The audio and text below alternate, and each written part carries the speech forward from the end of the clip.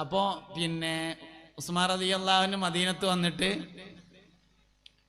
നബി സല്ലല്ലാഹു അലൈഹി വസല്ലമ തങ്ങൾ ആദ്യമായിട്ട് ഒരു ചെറിയ പ്രശ്നം ഉണ്ടായത്, മദീനക്കാരൊക്കെ മുസ്ലിങ്ങളായ ആളുകളൊക്കെ വെള്ളം കോരിക്കൊണ്ടുപോയിരുന്നത് ഒരു ജൂതന്റെ കിണറിൽ നിന്നായിരുന്നു. അപ്പൊ ഇസ്ലാമിന്റെ പ്രബോധനം എങ്ങനെ ശക്തിപ്പെട്ടപ്പോൾ ജൂതൻ കിണറ്റിന്ന് ആരും വെള്ളം കൊണ്ടുപോണ്ടായിരുന്നു. അപ്പൊ നബി തങ്ങൾ സല്ലല്ലാഹു അലൈഹി വസല്ലമ പള്ളിക്കെന്ന് പറഞ്ഞു. പള്ളിക്കെന്ന് പറഞ്ഞാൽ അന്ന് കൂടുന്ന സ്ഥലം, പള്ളി ഉണ്ടാക്കിയോ ഇല്ലയെന്ന് അറിയില്ല, എല്ലാവരും ഒരുമിച്ച് കൂടുന്ന സ്ഥലത്ത് വെച്ചിട്ട് പറഞ്ഞു, ആരത്തേലും പൈസ ഉണ്ടെങ്കിൽ നമുക്ക് ആ കിണറൊന്ന് വിലക്ക് വാങ്ങായിരുന്നു എന്ന് പറഞ്ഞു. അങ്ങനെ ഉസ്മാൻ റളിയല്ലാഹു അൻഹു കിണറിന്റെ ഉടമസ്ഥനെ കാണാൻ വേണ്ടി പോയി. നിങ്ങളെ കിണർ വിൽക്കണോ ചോദിച്ചു. ആ വിൽക്കണം എന്ന് പറഞ്ഞു. എന്താ തരേണ്ടതെന്ന് ചോദിച്ചു. നമ്മൾ സാധാരണ തൊള്ളേ കൊള്ളാത്ത വിലയുണ്ട് പറഞ്ഞു. പറഞ്ഞ വിലക്ക് എടുത്തെടുത്തുങ്ങാണ്ട് കിണർ വാങ്ങിയിട്ട് വഖഫാക്കി. ഇതറിഞ്ഞ ഉമർ റളിയല്ലാഹു അൻഹു ചോദിച്ചു, ആ വിവരം ഒന്ന് പറഞ്ഞിക്കണെങ്കിൽ നമുക്കൊന്ന് ചവിട്ടി പിടിച്ചിട്ടായിരുന്നില്ലേ എന്ന് ചോദിച്ചു. ഉമർ റളിയല്ലാഹു അൻഹു സ്ഥലക്കച്ചവടക്കാരനായിരുന്നു. ഉമർ റളിയല്ലാഹു അൻഹു സ്ഥലക്കച്ചവടക്കാരനാണ്. അപ്പൊ മൂപ്പര് പറഞ്ഞു, എന്ത് കച്ചവടാക്കാൻ പോവുക എന്നുള്ള വിവരം പറഞ്ഞിക്കുകയാണെങ്കിൽ നമുക്ക് ഒന്ന് ചവിട്ടി പിടിച്ചൊന്ന് നേരാക്കിയിട്ട്. അതിൽ ഉസ്മാൻ റളിയല്ലാഹു അൻഹു പറഞ്ഞു, അപ്പൊ ഞാൻ ആ വില കൊടുത്തത് മൂപ്പര് അത്രേ പറഞ്ഞിട്ടുള്ളൂ എന്നതിനാലാണ്. കുറച്ചുകൂടിയും കൂട്ടി പറഞ്ഞിക്കുകയാണെങ്കിൽ അപ്പ ആ പൈസയും കൊടുത്തിട്ട് വാങ്ങും എന്ന് പറഞ്ഞു ഉസ്മാൻ റളിയല്ലാഹു അൻഹു. കാരണം ഞാനിത് കച്ചവടാക്കിയത് ദുന്യാവിൽ ലാഭം ഉണ്ടാക്കാനല്ല, അത് ആഖിറത്തേക്കാണ്, അതിന് എത്ര വില കൊടുത്താലും നഷ്ടാവൂല എന്ന് പറഞ്ഞു. അങ്ങനെ ഉസ്മാൻ റളിയല്ലാഹു അൻഹുവിന്റെ വഖഫുകൾ ഇങ്ങനെ നടന്നു. മദീനത്തെ പള്ളി മസ്ജിദുൻ നബവി സല്ലല്ലാഹു അലൈഹി വസല്ലം ഇന്ന് വിപുലീകരിക്കുന്ന സ്ഥലവും അന്ന് ഉസ്മാൻ റളിയല്ലാഹു അൻഹു വഖഫാക്കിയതാണ്. മദീനത്തെ പള്ളി മാത്രമല്ല, മുറ്റം ഉൾപ്പെടെ ഒക്കെ ഉസ്മാൻ റളിയല്ലാഹു അൻഹുവിന്റെ വഖഫാണ്. യുദ്ധത്തിന് പോകാൻ വേണ്ടി മുത്തുനബി സല്ലല്ലാഹു അലൈഹി വസല്ലമ വഅദ് പറഞ്ഞു, സഹാബ എല്ലാവരും യുദ്ധ ഫണ്ടിലേക്ക് ധാരാളമായി സംഭാവന ചെയ്യണമെന്ന് പറഞ്ഞപ്പോ ഉസ്മാൻ റളിയല്ലാഹു അൻഹു എഴുന്നേറ്റ് നിന്നുകൊണ്ട് പറഞ്ഞു, പുന്നാര നബിയേ, 100 ഒട്ടകങ്ങളും അവകൾക്ക് ചുമക്കാൻ മാത്രമുള്ള ആയുധങ്ങളും ഞാൻ തരാം.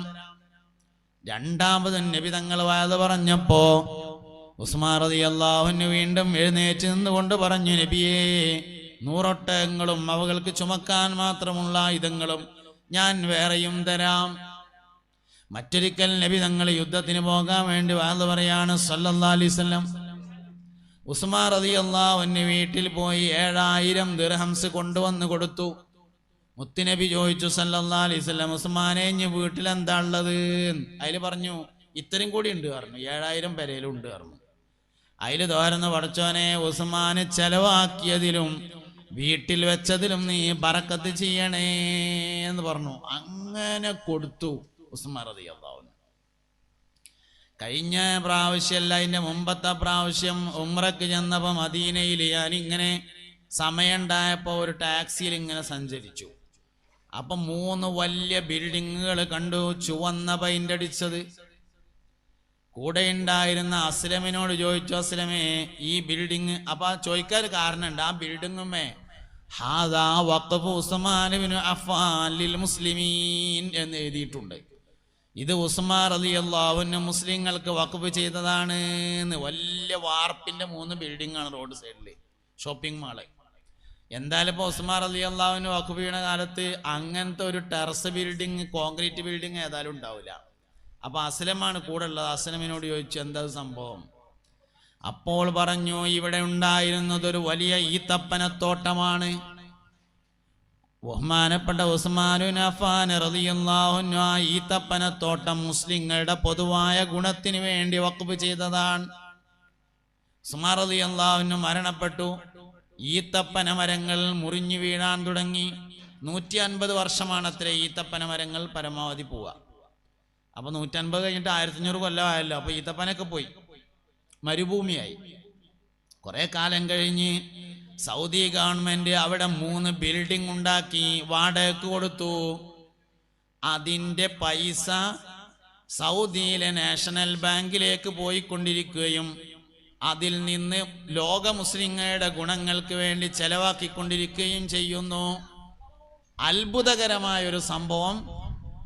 അവിടെ ഇപ്പോഴും സൗദിയിലെ നാഷണൽ ബാങ്കിൽ ഉസ്മാൻ റളിയല്ലാഹു അൻഹുവിന്റെ പേരിൽ ഒരു അക്കൗണ്ട് ഉണ്ട് എന്നും അതിലേക്കാണ് പൈസ പോണത് എന്നുമാണ്. അതിലേറെ അത്ഭുതം, ആ ബിൽഡിങ്ങിന്റെ ആധാരം എപ്പോഴും ഉസ്മാൻ റളിയല്ലാഹു അൻഹുവിന്റെ പേരിൽ തന്നെയാണ് എന്നുള്ളതാണ്.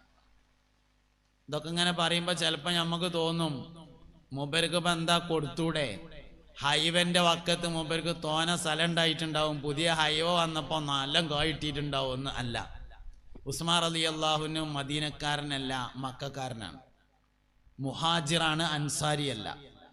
മക്കത്തുനിന്ന് 2 കയ്യും വീശിയിട്ട് മദീനത്തേക്ക് വന്നതാണ്. എന്നിട്ടാണ് ഈ കൊടുക്കണേ. എന്തേ കൊടുക്കാണ്ടായി?